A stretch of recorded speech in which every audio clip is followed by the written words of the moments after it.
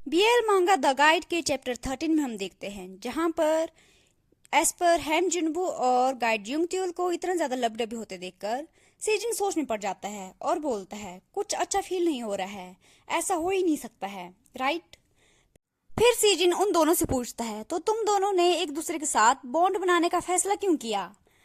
हैम जिनबू और Jung त्यूल season को देखने लगते हैं और उसके बाद वो एक दूसरे का फेस देखते हैं। फिर हैम जिनबू बोलता है वेल जियोंगती को देखकर ऐसा लगता है कि इसकी लाइफ काफी ज्यादा छोटी होगी। ये सब सीजिन लिखने लगता है। उसके बाद हैम जिनबू लबडबे होते हुए बोलता है सबसे बड़ी बात यह है कि जियोंग त्यूल के पास बहुत ज्यादा प्रॉपर्टीज है जिसे ये और भी ज्यादा अट्रैक्टिव बन जाता है। I love it. ये सुनकर सीजिन चौंक जाता है और कंफ्यूज होता है कि ये दोनों बोल क्या रहे हैं।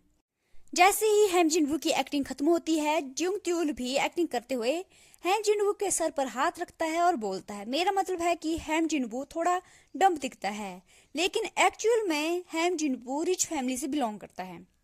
और फिर हैम जिनवू की ओर देखते हुए बोलता है इसके पास अच्छा लाइफ इंश्योरेंस भी है। ऑनेस्टली बताऊं तो ये बॉन्डिंग के लिए एक परफेक्ट मटेरियल है। और फिर हैम जिनवू के सर पर पैट करने लगता है। हैम जिनवू ये सब सुनकर जियोंग त्यूल की ओर घूर कर देखने लगता है और बोलता है लाइफ इंश्योरेंस। और हैरानी के साथ जियोंग त्यूल से पूछता है वेट अ मिनट, मेरे पास लाइफ इंश्योरेंस है लेकिन कब से? मुझे याद नहीं है कि मैंने किसी लाइफ इंश्योरेंस या किसी और चीज में साइन किया है। उन दोनों की ऐसी बातें सुनकर सीजिन बहुत ही हैरानी और कंफ्यूज लुक के साथ उनकी ओर देख रहा था। तब भी जियोंग त्यूल हैम जिनबू का जवाब देता है मैंने तुम्हें लाइफ इंश्योरेंस में दाखिल किया है तो रिलैक्स, तुम अब मरने के लिए स्वतंत्र हो। ये सुनकर हैम जिनबू बोलता है व्हाट, ये तुम क्या बोल रहे हो। जियोंग त्यूल उसके बाल को टाइटली क्लिंच करता है जिसके कारण से हैम जिनबू कांपने लगता है। सीजिन उन दोनों को ऐसे देखकर बोलता है वेट अ मिनट, तुम लोग कर क्या रहे हो। फिर जियोंग त्यूल हैम जिनबू को खुद से दूर करते हुए बोलता है शो खत्म हो गया, बिल्ली अपने बैग से बाहर निकल गई, अब हटो यहाँ से। और धक्का देते हुए हैम जिनबू को खुद से दूर करता है। हैम जिनबू चिढ़ जाता है और गुस्से से बोलने लगता है क्या तुमने देखा डॉक्टर, ये डैम शार्क का कितना नास्टी, कितना खराब टेम्पर है। अब हम ऑफिशियली डाइवोर्स्ड हैं।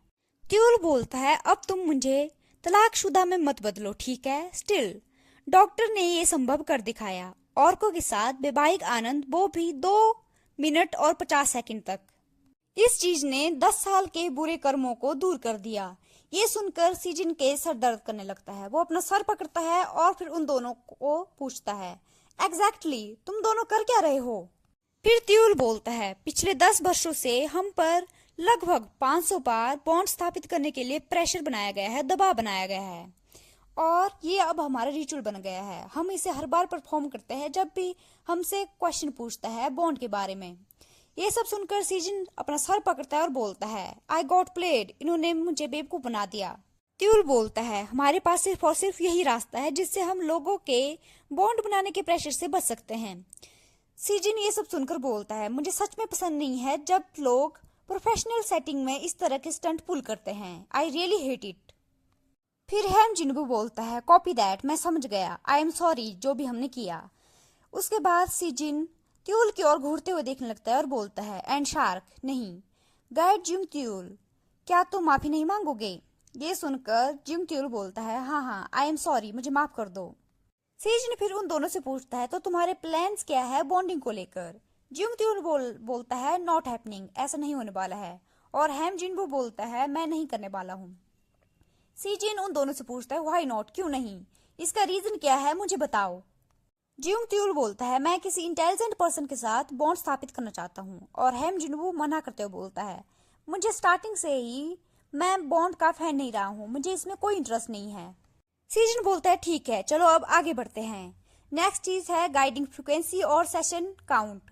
वो ये बोलते बोलते पॉज करता है, रुक जाता है और फिर उन दोनों से पूछता है क्या तुम दोनों को पता है। इतना बोलता है भूल जाओ, चलो इस चीज को किसी और टाइम के लिए रिशेड्यूल करते हैं। इतना सुनते ही हैम जिनबू जल्दी से खड़ा होता है और बोलता है स्वीट, मिठाई। उन दोनों को ऐसा बिहेवियर देखकर सीजन गुस्से के साथ बोलता है we are done for today, हमारा आज के लिए बस इतना ही, अब तुम जाने के लिए फ्री हो। और फिर हैम जिनबू वहां पर ऑकवर्ड होकर खड़ा रहता है और फिर धीरे धीरे वहां से निकलने लगता है। जियोंग त्यूल बोलता है डॉक्टर क्या तुम अपसेट हो? सीजिन इसका कोई जवाब नहीं देता है और साइलेंट होकर वहां पर बैठा रहता है। सीजिन को ऐसा देखकर जियोंग त्यूल कुछ बोलने ही वाला होता है, लेकिन वो कुछ नहीं बोलता है। वो खड़ा होता है और फिर सीजिन को बोलता है, तो मैं यहाँ से चलता हूँ। उन दोनों के जाने के बाद सीजिन को दिखाया जाता है, जो अभी बहुत ज्यादा गुस्से में होता है और सोचता है सीरियसली वो दोनों काउंसलिंग सेशन के दौरान इस तरह से कैसे मजाक कर सकते हैं।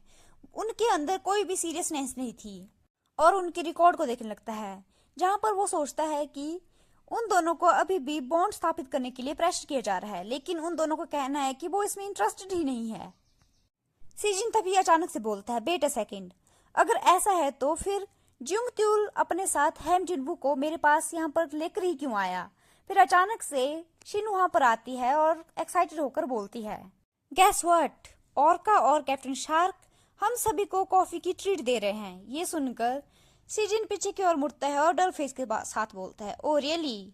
शिन बोलती है थम्स अप देते हुए, हाँ, और उन्होंने कहा है कि तुम्हें भी हमें ज्वाइन करना है।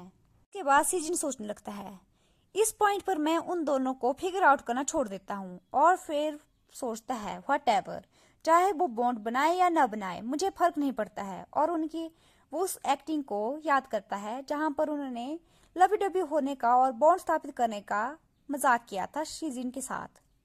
फिर बताया जाता है कि उस इवनिंग सीजिन के हेड पर 2 ग्रे बाल आ जाते हैं और सीजिन उन दोनों का नाम हैम जिनवू और जियोंग त्यूल रख देता है।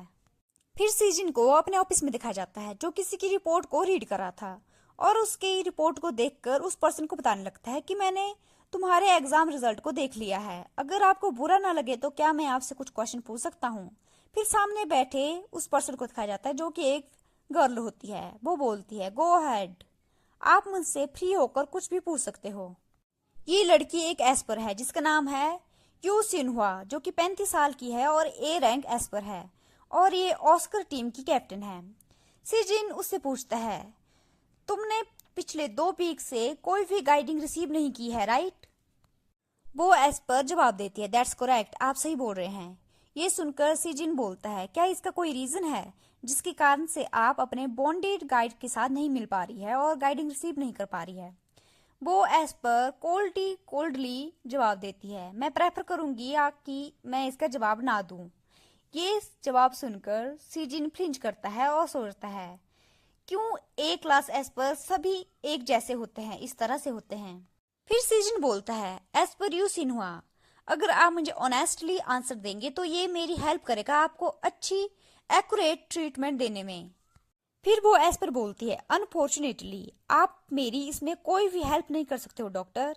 ये सुनकर सीजिन ऑकवर्ड होकर सोचने लगता है, हियर वी गो अगेन, फिर से वही बात, ऐसा नहीं है कि ये एग्जाम को लेकर कोई टेंट्रम थ्रो कर रही है और ऐसा भी नहीं है कि ये मेरे प्रति या डायग्नोस्टिक एग्जामिनर के प्रति हॉस्टाइल है। ये बस क्वाइटली अनकोऑपरेटिव पर्सन है। ऑनेस्टली बताऊं तो मुझे नहीं पता है कि ऐसे पर्सन को किस तरह से हैंडल करना है। फिर एस्पर बोलती है, मैं भी आपसे कुछ पूछना चाहती हूँ डॉक्टर, और सीजिन से पूछती है, आपने F12 सेंटर में वर्क करने का क्यों डिसाइड किया? सीजिन ग्रम्बल करते हुए बोलता है, एस्पर यून सिन्हुआ, ये इस तरह के क्वेश्चन पूछने का टाइम नहीं है। फिर भी एस्पर सीजिन से पूछती है, मैं बस वंडर करी हूँ कि आपको डायरेक्टर ने क्यों चुना? सीजिन बोलता है, शायद उन्हें किसी और डायग्नोस्टिक एग्जामिनर की जरूरत थी, जिस कारण से उन्होंने मुझे यहाँ पर आने के लिए बोला। इनफ अबाउट मी, मेरे बारे में बहुत हुआ, अब आपके बारे में। अब मुझे आप ये बताइए कि रिसेंटली आपके और आपके बॉन्डेड गाइड के बीच में क्या कोई इश्यूज क्रिएट हुए हैं? एस्पर जवाब देते हुए बोलती है, हाँ, हम करंटली सेपरेट हो रहे हैं। फिर ये सुनकर सीजिन उससे पूछता है, क्या सेपरेट होने का कोई पर्टिकुलर रीजन है? ये सुनकर एस्पर अपने हाथों को टाइटली क्लिंच करती है और फिर सैड होकर बोलती है, मेरे गाइड ने मुझे डाइवोर्स के लिए पूछा है।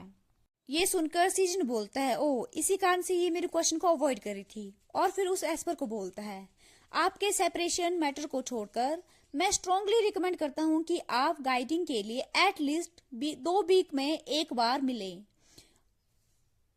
बॉन्डेड पेयर्स के लिए सिर्फ एक दूसरे के क्लोज रहने से ही वो आपकी एनर्जी को स्टेबलाइज करने में हेल्प करता है। अगर आप चाहो तो मैं आपको कपल काउंसलिंग सेशन के लिए शेड्यूल कर सकता हूँ। ये सुनकर एस्पर बोलती है, आई विल कंसीडर इट। ये सुनकर सीजिन ऑकवर्डनेस के साथ बोलता है ऑल राइट, तो आपके नेक्स्ट अपॉइंटमेंट के लिए वो बोल ही रहा था, इतने में वो एस्पर बोलती है, डॉक्टर आप अपसेट नहीं लग रहे हो जब मैं इवन आपके साथ रूडली व्यवहार कर रही हूँ। ये सुनकर सीजिन पोज करता है और फिर वो एस्पर बोलती है, क्या इसे ही दूसरे लोगों को खुश करना कहते हैं? मैंने सुना है कि आप ओरका के साथ भी बहुत ही सॉफ्ट हो। सीजिन हैरानी के साथ उस एस्पर की ओर देखता है और बोलता है, क्या तुमने जानबूझकर मुझे अनकंफर्टेबल बनाने की कोशिश की? ये सुनकर वो एस्पर बोलती है, मुझे लगा कि आपको वार्निंग की जरूरत है डॉक्टर। भले ही आप दूसरों की कितनी भी हेल्प कर लो, लेकिन इससे कोई फायदा नहीं होने वाला है अगर आप अपनी केयर खुद से नहीं करोगे तो। कुछ एबिलिटी यूजर आप जैसों की काइंडनेस का फायदा उठाने की कोशिश कर सकते हैं। ये सुनकर सीजन घूरते हुए एस्पर की ओर देखता है और बोलता है, जैसे कि आपने उठाया एस्पर यू सिन्हा, और कोल्डनेस के साथ एस्पर यून सिन्हा की ओर देखने लगता है।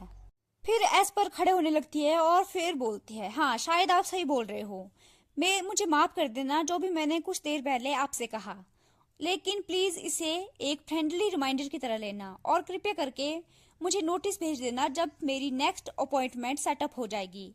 और इतना कहकर वो वहां से चली जाती है। एस्पर के जाने के बाद सीजन अपनी नेक को स्क्रैच करने लगता है और फिर लंबी सांस छोड़ता है। फिर वो खुद को मिरर में देखता है और सोचता है, क्या ये इतना ज्यादा बुरा है कि मुझे वार्निंग की भी जरूरत है? और इतना कहकर ये चैप्टर 13 यहीं पर एंड हो जाता है। Thank you so much for watching, see you in the next video, bye bye, have a nice and great day.